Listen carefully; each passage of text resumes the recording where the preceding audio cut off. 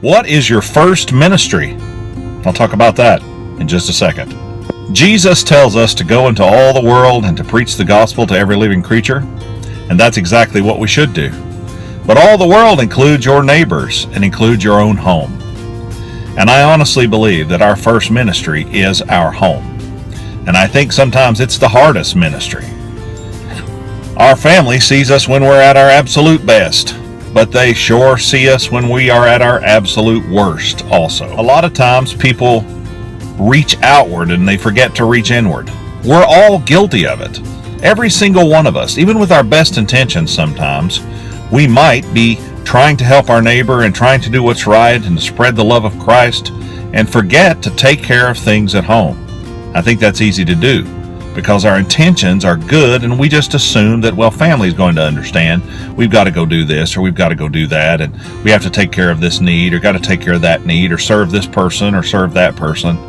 And sometimes I think that can breed jealousy or breed resentment, even within the ranks of your own family. I think that pastors have a very difficult time with this.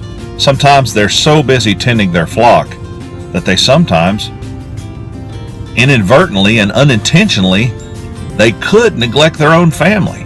But you know what? It's not just limited to pastors. I found myself overly busy before, where I needed to focus more on things that needed to be taken care of at home.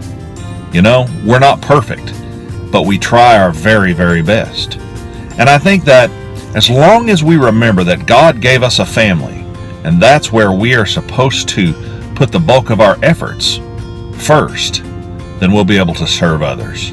That difficult task of talking to family that don't know Christ or trying to be a good example even when they've seen you mess up, you know, I realize how tough that can be.